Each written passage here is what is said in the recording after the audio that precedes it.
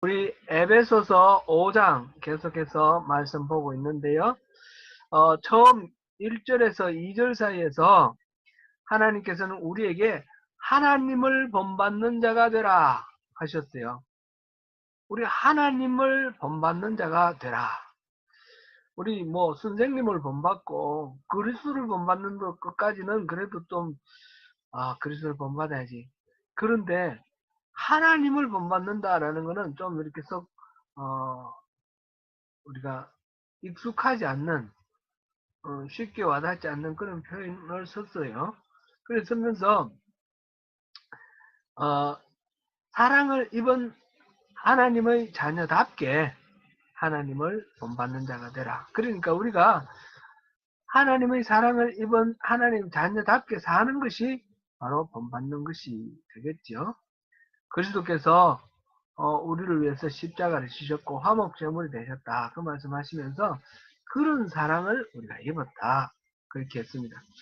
그렇게 1절, 2절에서 말하고 하나님을 본받는 자가 되기 위해서 우리가 또 살아야 할 삶의 방침을 3절부터 7절까지에서는 소극적인 의미로 모든 부정적인 요소를 떠나는 것, 그것을 말씀하셨고, 이제 8절부터 오늘 14절까지는 이제 적극적으로 우리가 본받아야 할 것을 말하고 있습니다. 지난주에 우리가 살펴볼 때에 3절부터 7절까지 그 소극적 면으로 우리가 버려야 할 것, 그것은 음행과 온갖 더러운 것과 탐욕, 육신의 욕망을 이렇게 말하면서 그런 것들은 이름조차도 부르지 말라 그랬고, 그런 것을 추구하는 자는 우상을 숭배하는 자와 마찬가지다 그랬습니다. 그래서 그런 사람들, 불순종하는 자들, 그들에게 하나님의 진노가 이르기 때문에 속지 않도록 하고 함께 그들과 일을 도모하지 마라, 짝하지 마라 하는 그런 내용을 우리가 살펴보았습니다. 오늘은 빛의 자녀, 하나님의 자녀가 바로 빛의 자녀입니다. 빛의 자녀로서 우리가 살아라 하는 그런 말씀에 대해서 살펴보겠습니다. 먼저 8절, 9절 우리 같이 읽어보겠습니다. 8절, 9절입니다. 시작. 너희가 전에는 어둠이더니 이제는 주 안에서 빛이라. 빛의 자녀들처럼 행하라. 빛의 열매는 모든 착함과 의로움과 진실함에 있느니라. 아멘. 여기서 우리 자세히 한번 살펴보시면 좋겠어요. 너희가 전에는 어둠이더니 이제는 주 안에서 빛이라. 빛의 자녀들처럼 행하라.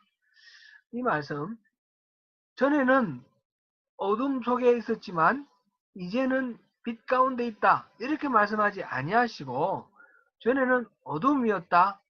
지금은 빛이다. 이렇게 말씀하고 계십니다. 우리가 과거에 이제 거듭나고 구원받기 이전에 죄인의 상태, 옛사람의 상태를 어둠이다. 그렇게 표현을 하고 있습니다. 그리고 그 어둠이라는 것은 우리 주변이 어둡다. 곧 환경이다. 환경의 문제다. 이렇게 말씀하지 아니하셨어요. 우리가 어둠 속에 있다. 그런 것이 아니고 우리 자신이 어둠이다. 이렇게 말했어요. 세상 사람들이 어떻고 뭐 환경이 어떻고 조건이 어떻고 그러니까 내가 그 속에서 이렇게 살아간다가 그런 것이 아니고 나의 존재 자체가 어둠이었다라는 것입니다.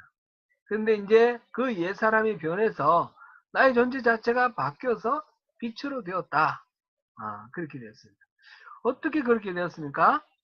우리가 빛이 된 거는 우리 하나님이 우리 아버지가 되고 우리가 하나님의 자녀로 다시 태어났기 때문에 그렇습니다. 우리가 거듭났기 때문에 빛이신 하나님의 자녀, 빛의 자녀인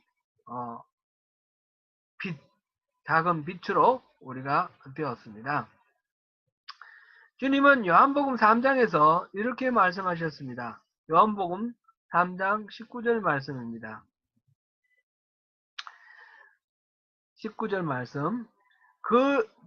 정죄는 이것이니 곧 빛이 세상에 왔으되 사람들이 자기 행위가 악함으로 빛보다 어둠을 더 사랑한 것이니라. 빛이 오셨는데, 빛이 이 땅에 오셨는데 사람들이 왜 빛으로 나오지 않고 어둠을 찾아 들어갔을까요? 그것은 사람의 본성이 어둠이기 때문에 어둠의 속성을 사랑하는 것입니다. 그래서 어둠의 속성이 완전히 바뀌어 빛의 속성이 되어야만 그 빛으로 나올 수가 있습니다. 속성이 바뀌기 전까지는 억지로 빛 가운데 놔둬도 그 어둠은 자꾸 숨어들고 빛을 피하여서 어둠을 찾아가게 되어 있는 것입니다. 에베소 교회 성도들이나 우리나 다 마찬가지입니다. 우리는 원래 어둠이었습니다. 어둠으로 본질이 어둠인 상태에서는 주님이 빛으로 이 땅에 오셔도 우리가 주님한테 나갈 수가 없습니다. 우리 존재가 바뀌어야 됩니다. 그래서 계속해서 거듭남에 대해서 확인하는 거고, 우리 믿음을 확인하는 거고, 우리의 아이덴티티, 내가 과연 예수를 믿고 거듭난 자 되었는가, 바뀌었는가, 그거를 계속 체크를 하는 것입니다. 우리가 예수를 믿어야만 우리는 하나님의 자녀가 되는 것이고 속성 자체가 어둠에서 빛으로 바뀌는 것입니다. 그래야만 하나님의 그 빛 가운데 우리가 나아갈 수 있는 것입니다. 빛으로 사는 삶은 어떤 삶입니까? 빛의 열매가 지금 착함과 의로움과 또 진실함이다, 이렇게 나와 있습니다. 하나님의 속성이죠. 하나님의 성품이죠. 우리가 빛의 자녀이기 때문에 하나님의 성품을, 우리 아버지신 하나님을 닮아서 하나님의 성품이 우리 삶 속에 나타난다라는 것입니다.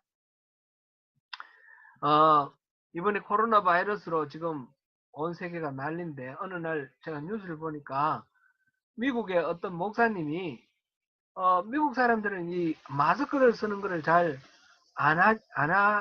익숙지 않은 거죠. 서양 사람들은 다 그러는데, 요즘 이제 코로나 바이러스가 막 심하게 이렇게 전염되고 하니까 마스크를 쓰라 그랬더니, 우리는 하나님의 형상대로 지어진 사람인데 마스크를 쓰면 하나님의 형상이 가려진다, 우리는 마스크를 쓸 수 없다, 이렇게 말했어요. 웃기는 소리죠. 하나님 형상이 우리 얼굴 이렇게 생겼나요? 그런 건 아니고, 하나님 형상이라 할 때는 하나님의 속성을 말합니다. 하나님의 성품을 말합니다. 선하심, 자비로우심, 인자심, 거룩하심, 진실하심, 이런 하나님의 속성에 대해서 우리가 여러 가지로 성경에서 우리가 보았는데, 바로 여기서 지금 빛의 자녀가 빛의 열매를 맺는 것을 이 세 가지, 여러 가지 중에 이 세 가지를 지금 언급하고 있는 것입니다. 이것은 바로 하나님의 속성이다라는 것을 확인할 수 있죠. 계속해서 우리가 10절을 한번 보겠습니다. 오늘 본문 10절 같이 읽어봅니다. 시작. 주를 기쁘시게 할 것이 무엇인가 시험하여 보라. 주를 기쁘시게 할 것이 무엇인가 시험하여 보라. 이 우리말로는 주를 기쁘시게 할 것이 무엇인가 시험하여 보라, 이렇게 했는데, 이 말은 우리가 어떤 것을 할 때 하나님께서 그것을 기뻐하시는지 싫어하시는지 그것을 테스트 해보라, 그런 뉘앙스로 이렇게 들리는데, 시험해보라, 테스트 해보라, 그런 뜻이 아닙니다. NIV 성경 번역으로는 find out what pleases the Lord, 하나님을 기쁘시게 하는 것을 find out, 찾아내라, 그것을 찾아보라, 그런 뜻이죠. 그 다음에 NASB, New American Standard Bible에서는 trying to learn what is pleasing to the Lord, 하나님을 기쁘시게 하는 것이 무엇인지 배우도록 하라, 그렇게 번역을 했어요. 메시지 성경도 보니까 figure out what will please Christ and then do it. 그리스도 주님을 기쁘시게 해줄 것이 무엇인지 생각해보고 그것을 시행하라, 행하라. 그렇게 번역을 하였습니다. 꼭 테스트해보고 말라 그런 뜻이 아니라 어떻게 하면 하나님이 기쁘시게 할지를 생각하고 분별하여서 그런 삶을 살아라 그런 뜻입니다. 이것이 바로 우리 신앙의 본질이죠.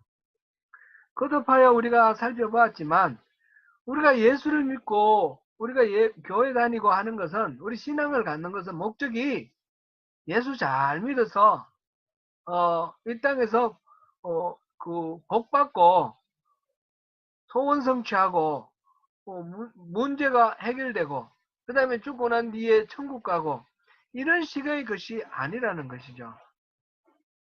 그 모든 목적은 우리에게 있는 것이 아니라는 것이죠. 우리의 뜻을 이루기 위해서가 아니라 우리의 삶을 통해서 하나님의 뜻을 이루기 위해서 우리가 예수를 믿고 신앙생활을 하는 것입니다. 그것을 위해서 하나님이 우리를 창조하셨고 우리를 구원하신 것입니다. 그래서 어떻게 하면 하나님 기쁘시게 할까? 그거는 이 성경에 나오는 여러 가지를 통해서 볼 때에 우리가 알 수 있습니다.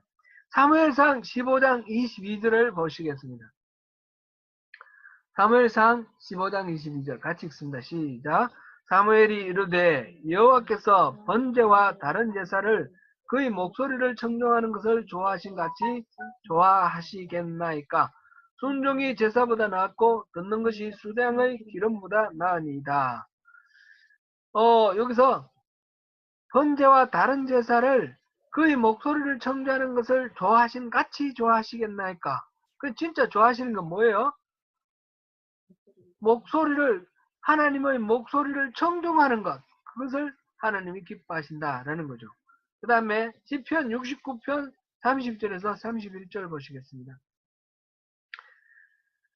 내가 노래로 하나님의 이름을 찬송하며 감사함으로 하나님을 위대하시다 하리니 이것이 곧 뿔과 굽이 있는 황소를 드림보다 여호와를 더욱 기쁘시게 함이 될 것이라. 하나님께 황소를 잡아서 제물로 바치는 것보다 더 기뻐하시는 게 뭡니까? 하나님의 이름을 찬송하며 감사함으로 하나님을 위대하시다라고 하는 것. 하나님을 찬양하는 것입니다. 찬양하고 감사하는 것. 이것이 하나님이 기뻐하시는 일입니다. 데살로니가전서 2장 4절을 보시겠습니다. 같이 읽습니다. 오직 하나님께 옳게 여기심을 입어 복음을 위탁받았으니 우리가 이와 같이 말하면 사람을 기쁘게 하려 함이니요 아니요 오직 우리 마음을 감찰하시는 하나님을 기쁘시게 하려 함이라. 하나님을 기쁘시게 하는 게 뭐죠? 복음을 위탁받았습니다. 우리가 복음을 위탁받아서 그것을 지금 막 전하고 있습니다. 전하는 거는 이거는 사람을 기쁘게 하려고 하는 게 아니라 이 복음을 전하는 것은 하나님을 기쁘시게 하는 거다라는 것입니다. 곧 복음을 전가하는 것, 이것이 하나님을 기쁘시게 하는 거죠. 히브리서 11장 6절을 보시겠습니다. 믿음이 없이는 하나님을 기쁘시게 하지 못하나니 하나님께 나아가는 자는 반드시 그가 계신 것과 또한 그가 자기를 찾는 자들에게 상 주시는 이심을 믿어야 할지니라. 믿음이 없이는 기쁘시게 못한다. 곧 믿음이 하나님을 기쁘시게 한다. 그런 말이죠. 그렇습니다. 우리가 하나님의 말씀에 순종하는 것을 하나님이 기뻐하십니다. 또 하나님의 이름을 찬송하며 감사할 때 하나님이 기뻐하십니다. 하나님이 우리에게 맡겨주신 복음을 담대히 전가할 때 하나님이 기뻐하십니다.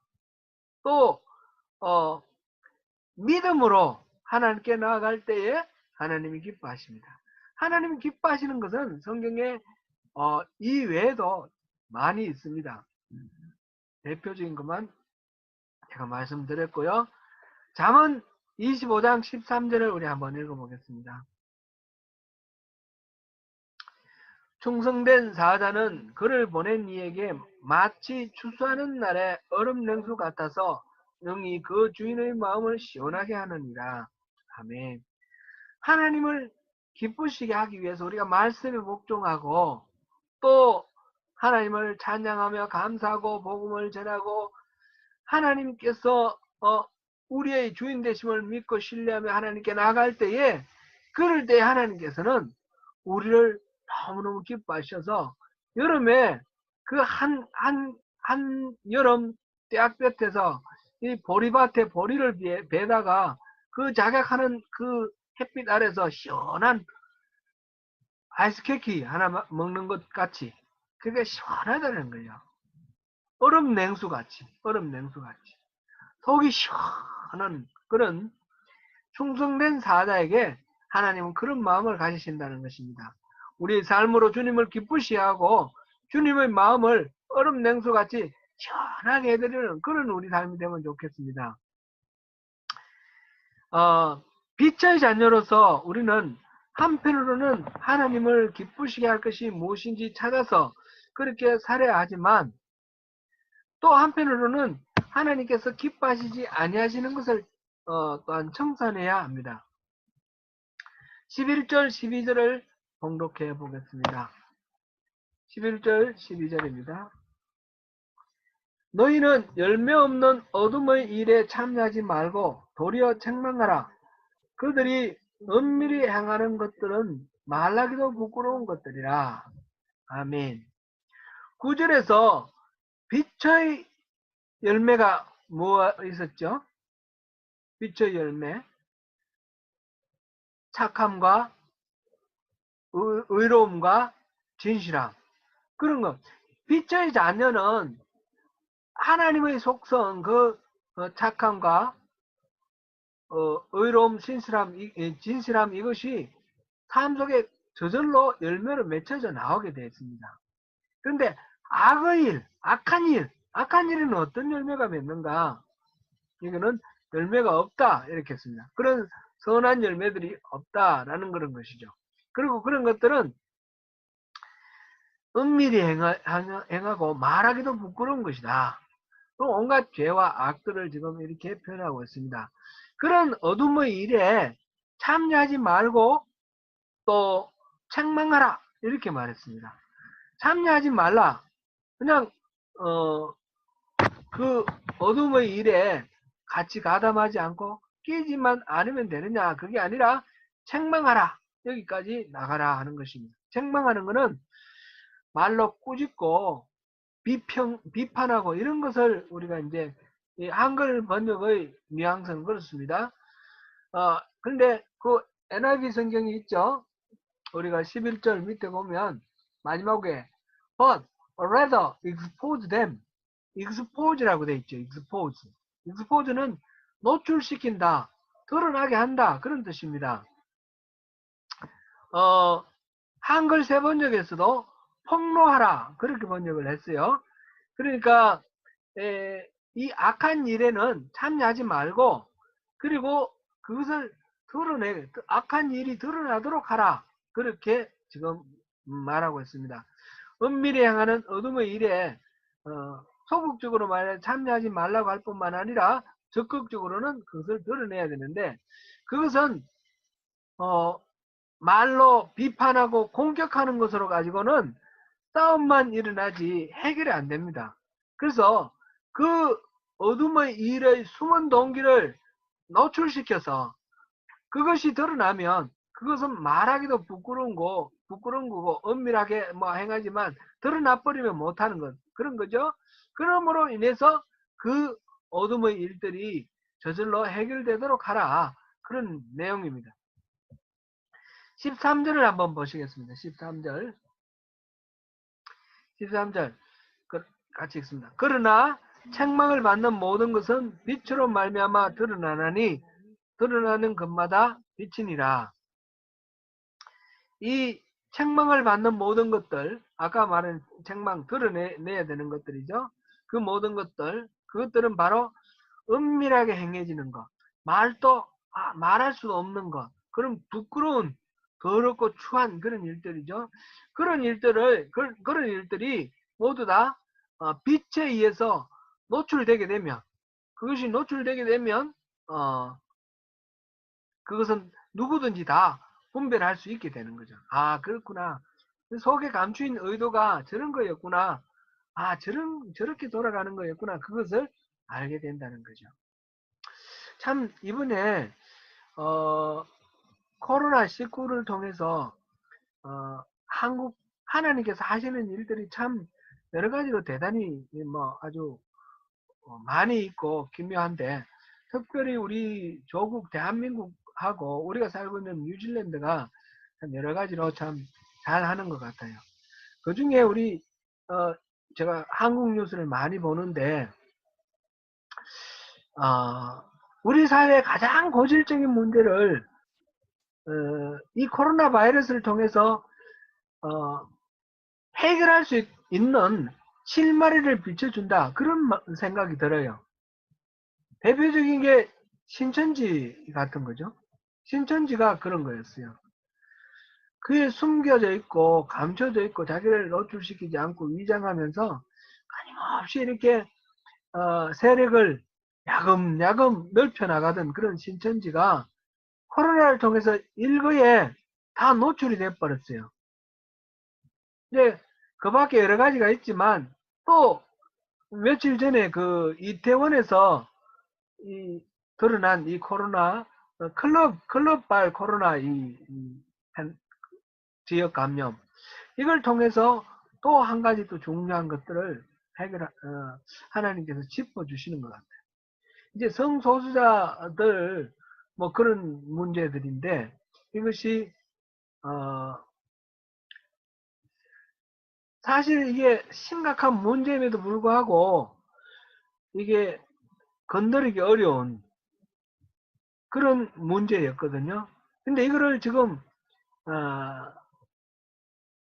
피할 수 없도록, 피할 수 없는 그런 상황에 이르도록 이렇게 함으로써 이게 이제 한번 그 당사자들이나 주변에 있는 사람들이나 이 문제에 대해서 정면으로 이렇게 다시 한번 맞닥뜨려서 이 문제를 어떻게 해결할 것인가 고민하게 만드는 그런 중요한 계기를 우리에게 준 것 같아요. 우리 사회가 이런 문제들을 어떻게 해결해야 될 것인가.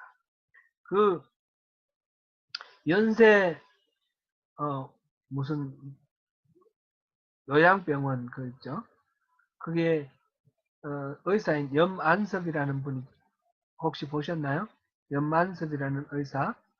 그분이 고백하는데, 이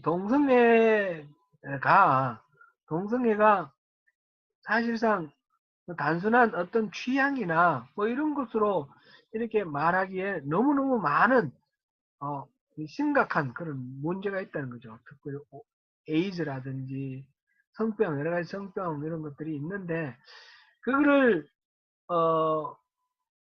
이제 소수자 보호라는 그런 명목 때문에 말을 못하게 하는 거야. 그죠? 그러니까 젊은 아이들이 지금 엄청나게 그것이 번져나가는 거죠. 지금 이태원의 클럽 5개가 지금 얘기가 되는데, 거기 다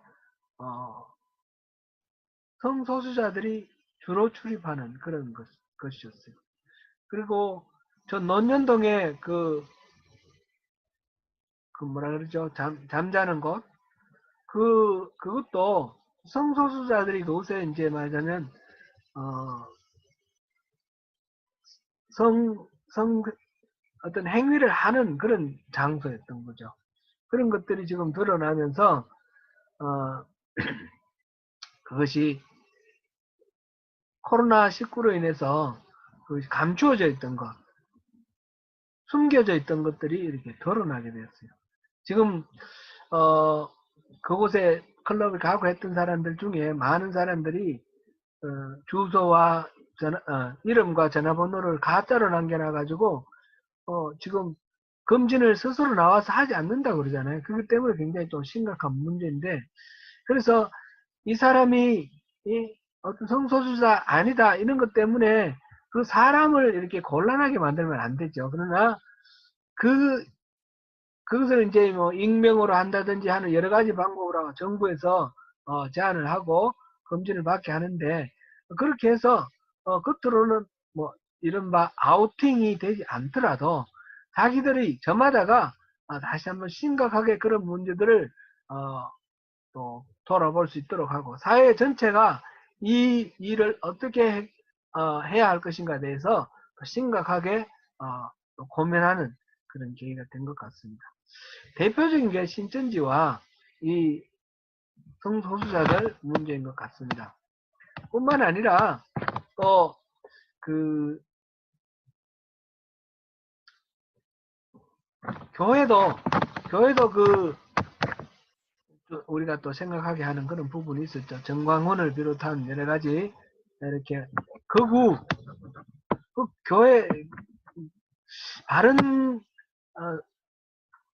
믿음의 가르침과 좀 다르게 너무 지나치게 정치적으로 편향되어서 그것을 교리를 지킨다라는 명목으로 이렇게 내세우는 그런 집단들이 있어서 참 교회가 오히려 어려움을 당하고 심각한 그런 어떤 위기를 겪게 되었습니다.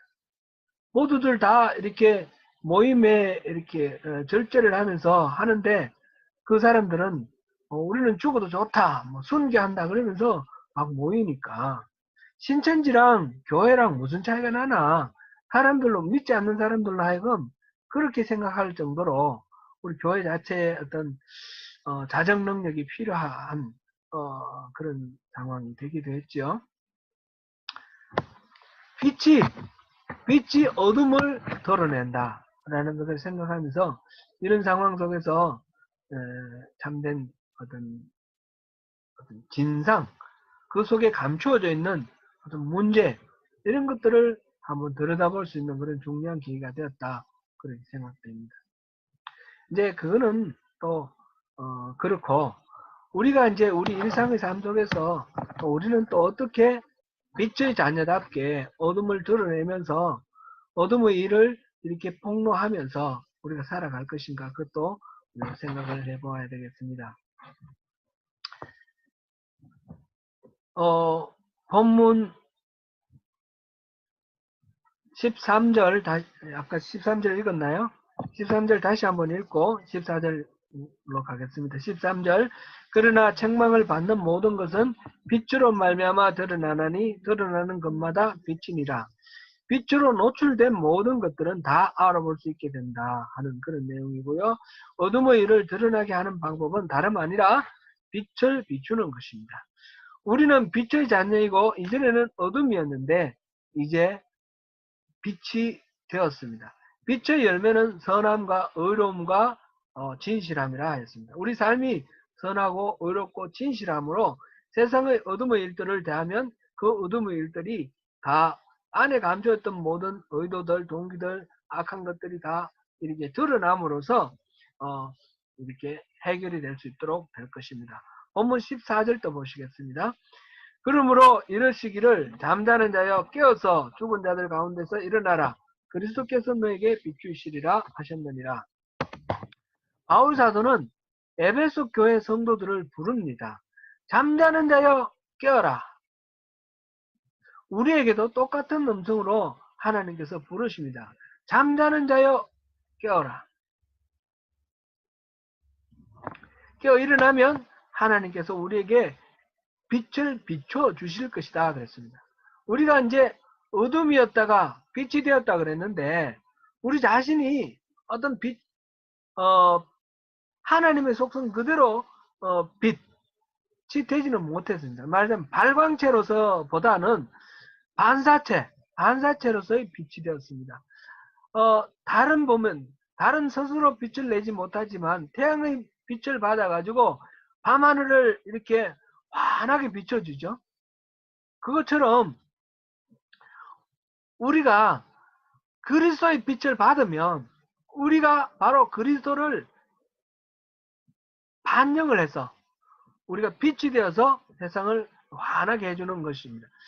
깨어있을 때 그리스도가 비춰주시는 그 빛을 반영을 해서 반사를 해서 세상을 밝힐 수가 있는 것입니다. 우리가 잠자고 있으면 그런 역할을 못하는 거죠. 하나님께서는 우리를 빛의 자녀로 삼아 주셨습니다. 빛의 자녀답게 잠자지 말고 깨어 일어나서 그리스도의 빛을 받아서 이 세상의 어둠을 밝히 비추어서 이 세상의 어둠이 물러가고 빛으로 채워지는 그런 하나님 나라를 이루는 그 일을 위해서 우리가 부름받았고 우리가 그 빛의 자녀로 또 세워졌습니다.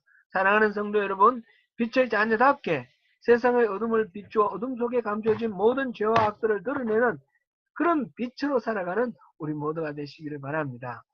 잠에서 깨어나 죽은 자들 가운데서 일어남으로써 그리스도께서 우리에게 비추시는 빛으로 세상을 비추는 저와 여러분이 되시기를 축원합니다. 기도하겠습니다.